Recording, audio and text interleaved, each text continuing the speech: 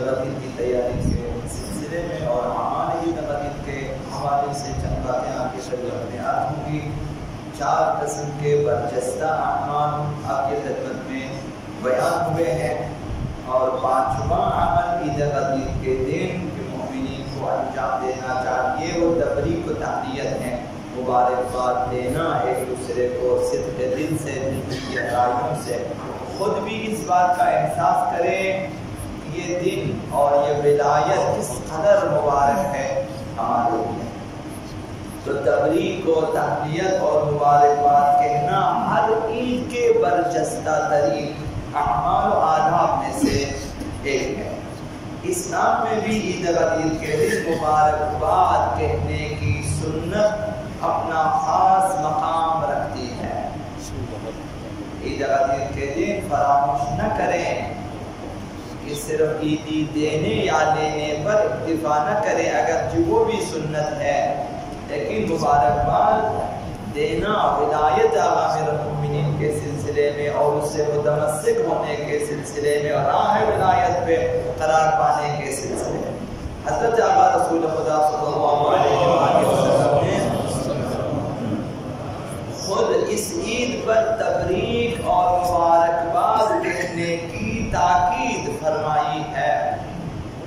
کہ رب العالمین نے غدیر خم میں لوگوں کو حکم دیا کہ وہ خود پیغمبر اسلام اور عامر المومنین کو مبارکباد پیش کریں، اور آپ نے فرمایا ہنئونی مجھے مبارکباد دو، ہنئونی مجھے مبارکباد دو۔ اور آقا امام جعفر الصادق علیہ السلام انہوں نے غدیر کے دن مبارکباد کہنے کا طریقہ بھی بیان فرمایا کہ جب تم غدیر کے دن دوسرے مومن بھائی سے ملاقات کرو تو یہ کہو مبارکباد کے جملے الحمدللہ الذی اکرمنا بہذا الیوم، تمام تعریفیں تمام ستائشیں خدا بند متعال کے لیے کہ جس نے اس دن کے ذریعے ہمیں عزت دی ہے، غدیر کے ذریعے عزت دی ہے۔ غدیر ہمارے لیے باعث عزت ہے، اگر ولایت نہیں، غدیر نہیں تو ہمارے پاس عزت بھی نہیں۔ وَجَعَلْنَا مِنَ الْمُؤْمِنِينَ، ولایت کے ذریعے ہمیں مؤمنین میں سے قرار دیا، یعنی جی اگر اس ولایت کی راہ پہ نہیں رہو گے تو مؤمنین میں سے بھی نہیں ہے، تو مومن بھی نہیں ہے۔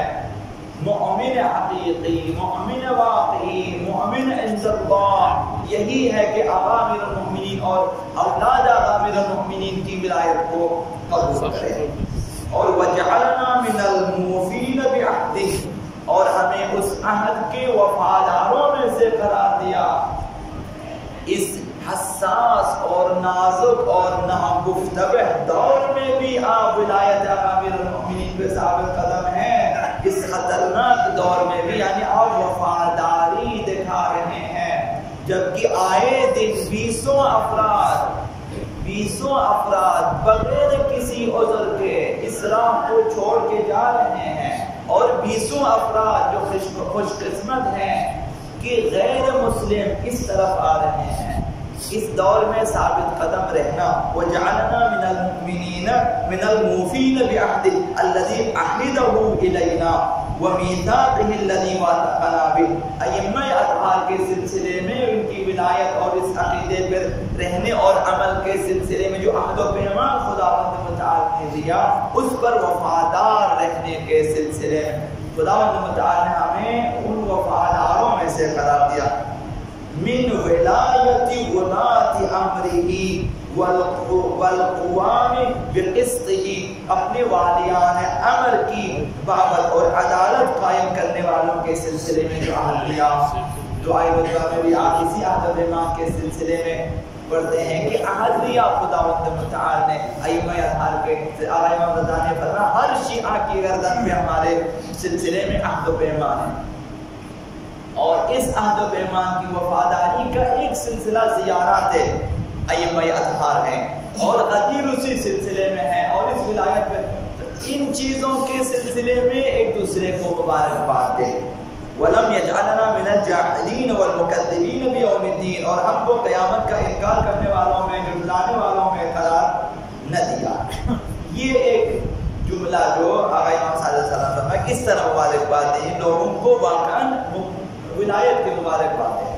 اور آقا امام رضا علیہ السلام نے فرمایا کہ جب ایک دوسرے سے ملو تو کہو کہ الحمدللہ الذی جعلنا من المتمسکین بولایت امیر المؤمنین علیہ السلام. یہ مختصر جملہ ہے اور برجستہ ہے کہ ایک دوسرے کو مبارکباد دیں اور دیتے ہوئے کہیں کہ تمام تعریفیں حمد و صفات اس خدا کے جس نے ہمیں ولایت امیر المؤمنین سے متمسک اور جڑے رہنے والوں میں سے قرار دیا. غدیر قوم میں خطبہ غدیر کے بعد لوگوں نے امیر المؤمنین کے ہاتھ پہ بیعت کی اور پیغمبر اسلام اور امیر المؤمنین کو مبارکباد دی اور پیغمبر اسلام کہتے تھے الحمدللہ الذی فضلنا علی جميع العالمین، تمام عالمین پر خدا نے ہمیں فضیلت دی، اس پر حمد خدا.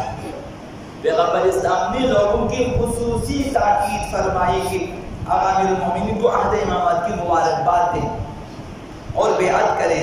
یہ عرض کیا کہ دو خیمے نصب کیے پیغمبر اسلام، ایک میں خود تشریف فرما ہوئے، دوسرے میں امیر المؤمنین کو بٹھایا اور کہا پہلے میرے خیمے میں آ جاؤ، میری بیعت کرو، مجھے مبارکباد، تو پھر امیر المؤمنین کے خیمے میں جاؤ، انہیں ان کی بیعت کرو اور انہیں مبارکباد دیں. تو یہ سنت ہے. دشمنوں نے بھی مبارکباد دی ہے. امیر دشمنوں نے بھی کل غدیر قوم کے مقام پر حتیٰ دشمنوں نے بھی امیر المؤمنین منصب ولایت و امامت پر مبارکباد دی ہے، نہ کہ ہاتھ اٹھانے پر. پھر اگر ہم غدیر کے دن مبارکباد نہ دیں تو سمجھو دشمنوں سے بھی پیچھے رہ گئے ہیں. کل تو دشمنوں نے مبارکباد دی ہے. خلیفہ اول نے، خلیفہ دوم نے، خلیفہ سوم نے تاریخ میں ثبت ہے مبارکباد دی ہے. ان کے ایک ایک جملے ثبت ہیں تاریخ میں. اگر ہم اس چیز کو بھول جائیں حتیٰ وہ بھی ہم دونوں سے بھی پیچھے رہ گئے. سر فہرست ابو بکر، عمر بن خطاب، عثمان بن عفان، طلحہ زبیر، انہوں نے مبارکباد دی ہے امیر المؤمنین کو. اور ان کے الفاظ تاریخ میں ہیں ہنیئا لک یا ابن ابی طالب، مبارک آپ کو اے فرزند ابو طالب، اصبحت مولایا، آج ہم میرے مولا بن گئے. وہ مولا جمیع المؤمنین والمؤمنات، تمام مؤمنین و مؤمنات کے مولا بن گئے. تو اگر ہم نے مبارک، یہ برجستہ اعمال میں سے ہے کہ باقی عید جشن بھی منائیں لیکن مبارکباد کو فراموش نہ کریں. اور کم ترین جملہ امام رضا علیہ السلام کا جملہ ہے الحمدللہ الذی جعلنا من المتمسکین بولایت امیر المؤمنین علیہ السلام. یہ کم ترین مثلا مختصر ترین جملہ ہے. اس جملے کے ذریعے ہی کیوں نہ ہو یا حتیٰ کہ آپ ایسے ہی مثلا ولایت امیر المؤمنین کی مثلا مبارکباد دیں ایک دوسرے کو. یہ برجستہ اعمال میں سے ہیں، ثواب بھی انشاءاللہ حدیث کا بہت زیادہ ہے. تو یہ عید غدیر کو برجستہ کرنے اور اسے بارونق بنانے کے سلسلے میں ہے. اور مومنین کو چاہیے کہ ایک دوسرے کو ولایت کی یاد دہانی کرا دے کہ ہم راہ ولایت پر